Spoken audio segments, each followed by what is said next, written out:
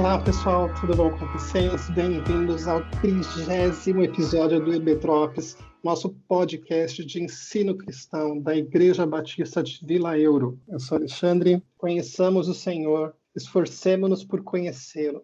Tão certo como nasce o sol, ele aparecerá. Oi pessoal, tudo bem com vocês? Quero deixar uma frase do livro que nós estamos estudando, né? A oração do Tim Keller.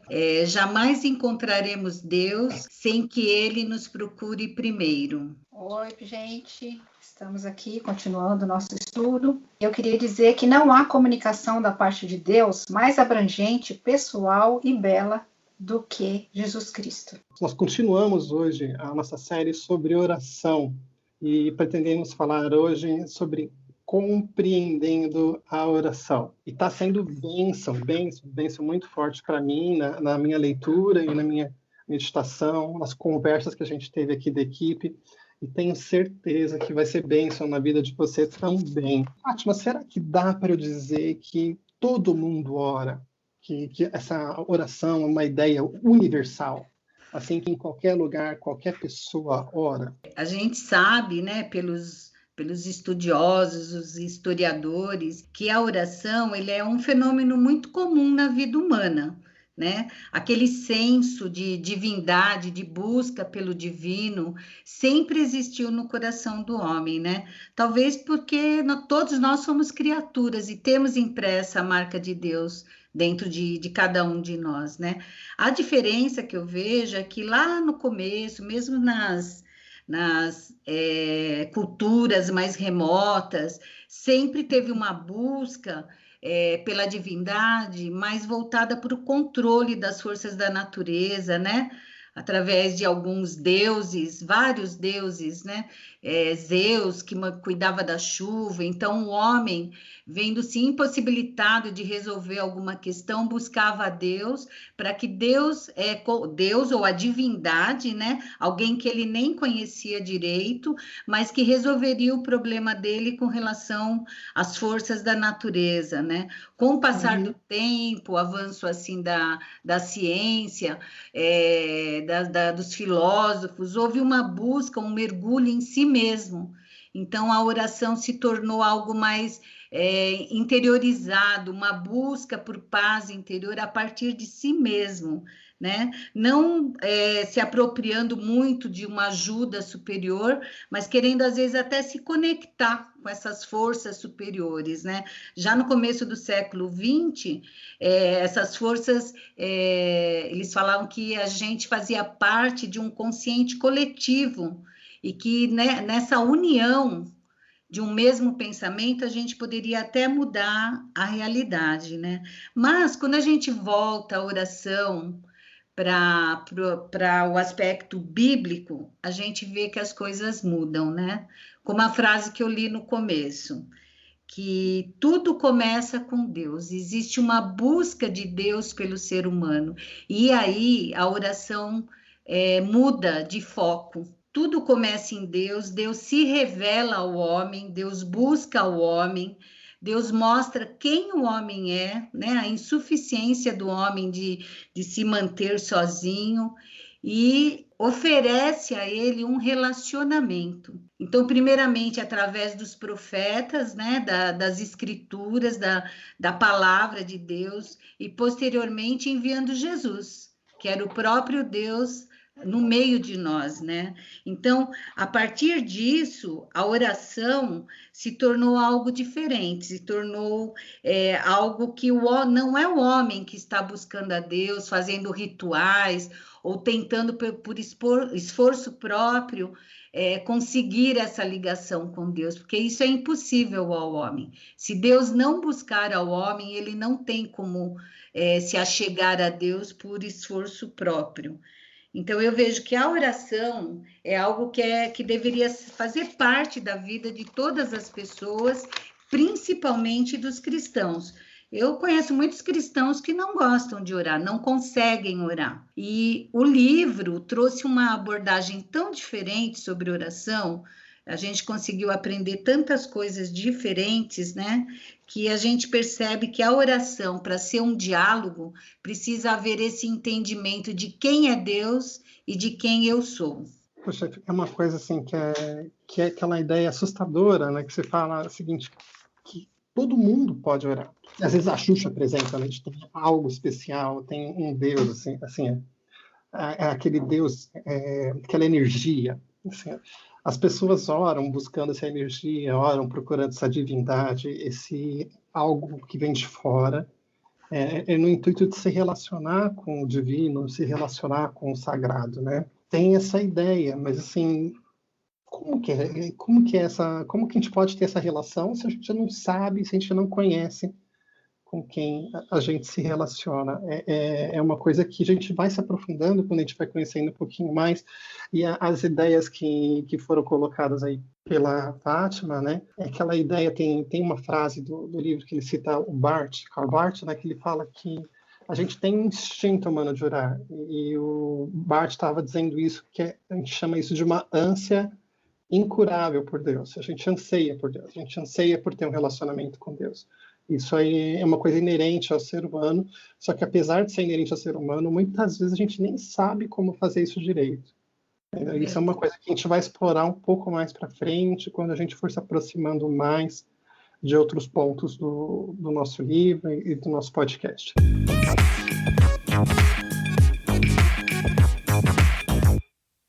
Tem uma questão dessa busca. Eu lembro que antes de eu me converter, por exemplo, eu tinha uma busca por Deus para poder passar algo para os meus filhos. Então, tudo que me ensinavam que daria esse acesso a Deus, eu tentava fazer. Então, uma pedra, uma pirâmide, uma fitinha, o que fosse.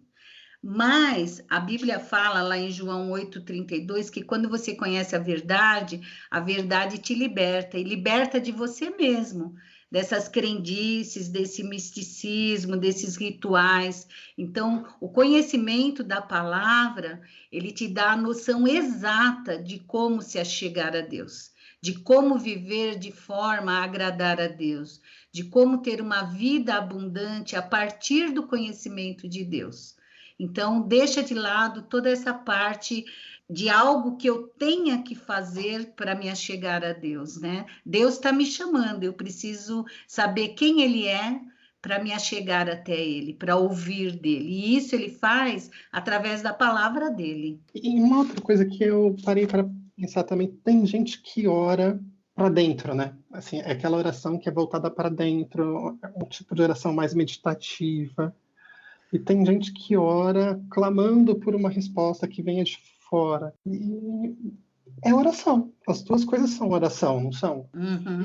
Mas a dúvida que eu tenho, eu queria ver para a Vivi também, se ela pode ajudar a gente nesse processo, é entender. Tem um jeito que está certo, outro que está certo. Como é que a gente tem que fazer para orar? É como vocês têm falado aí, né? Eu acho que é tudo uma questão primordial aqui, é a questão de um ajuste de lentes, né? Onde você vai focar, como você falou, né? Aquela pessoa que foca na oração, numa busca interior dentro de si mesma, ela não vai encontrar Deus, né? Como a Fátima bem falou.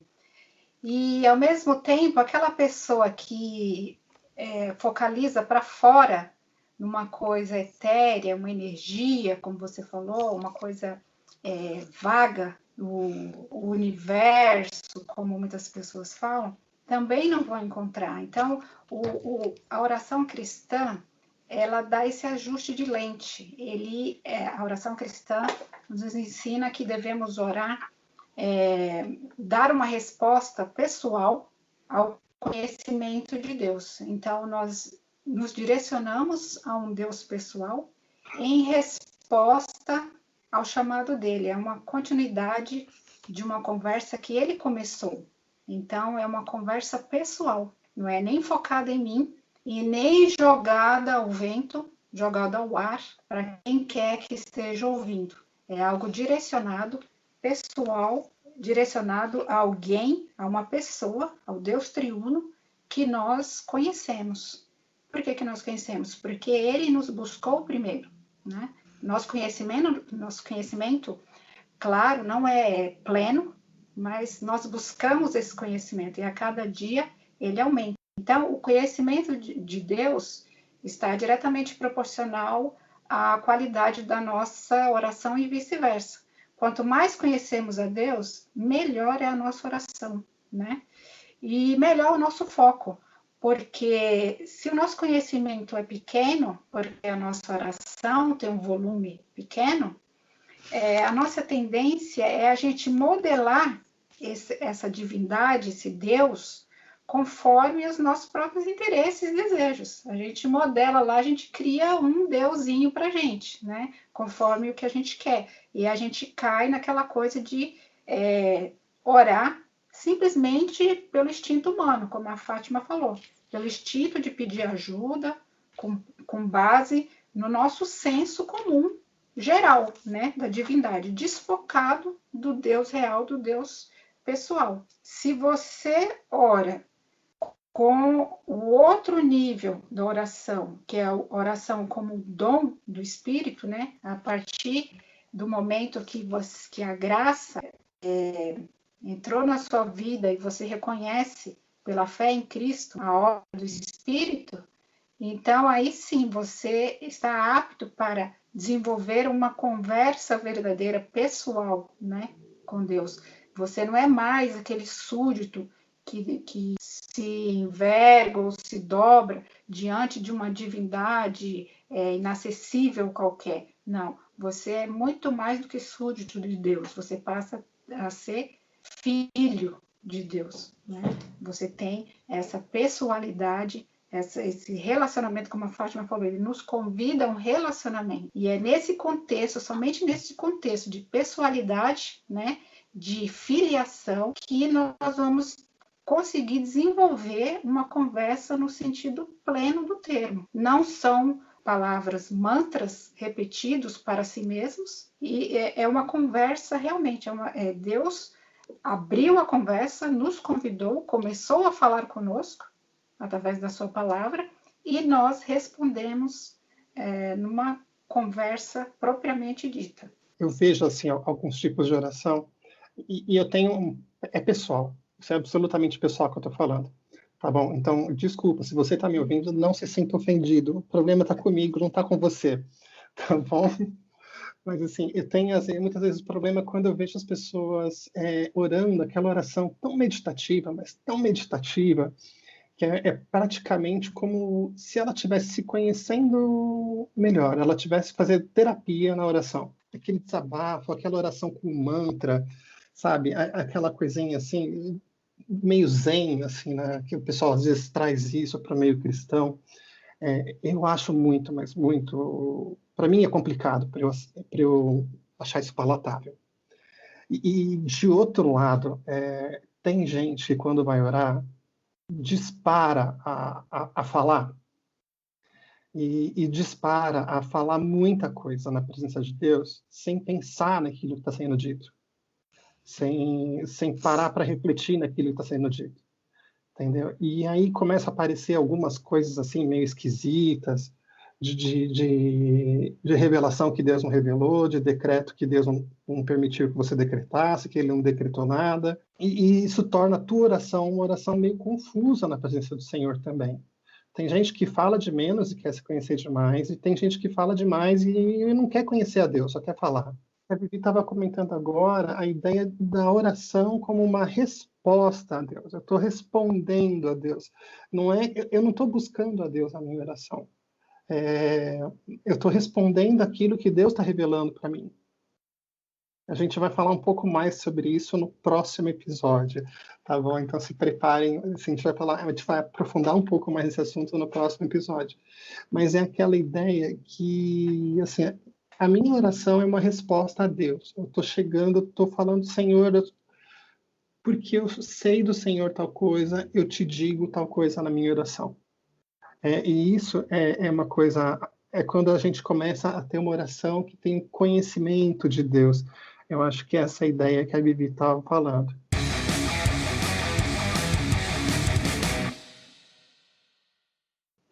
E como toda conversa que a gente tem, Sabe aquelas conversas que a gente tem quando a gente tá na fila do banco? Uhum. E aquelas conversas que a gente chega e fala, nossa, o trânsito estava ruim para chegar hoje no banco, né? Vai Assim, chover. nossa, essa fila tá grande. Assim, Hoje.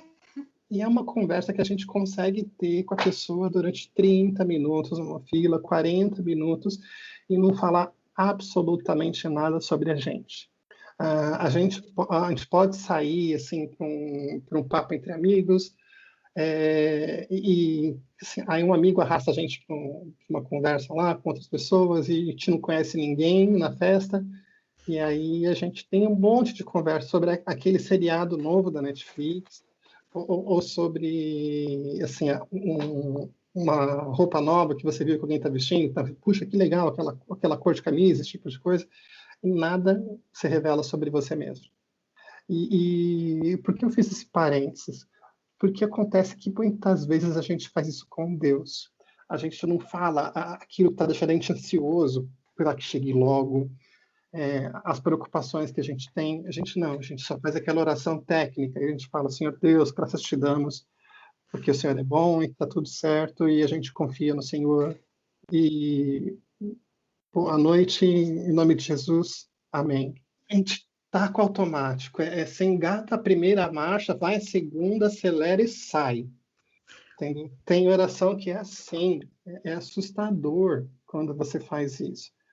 E isso revela uma falta de intimidade com Deus. A nossa oração não necessariamente ela se torna uma oração mais longa. O fato de você conhecer a Deus não quer dizer que você vai fazer uma oração de 40 minutos. Tem gente que consegue fazer isso, honestamente, não faz parte de mim. Não, tem gente que consegue, eu sei disso. Verdade, tem mesmo.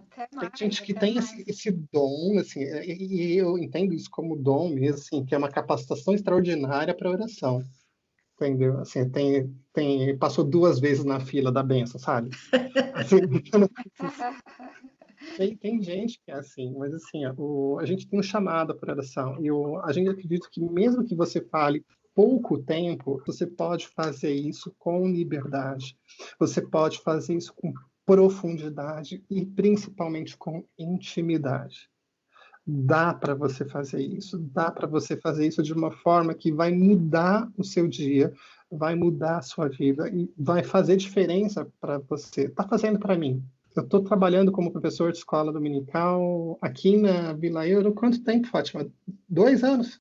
Acho que 2 anos, 2 anos, entendeu? Assim, 2 anos. E já tenho um ministério de educação assim, em outras igrejas há mais tempo. Não falo muito para não entregar a idade.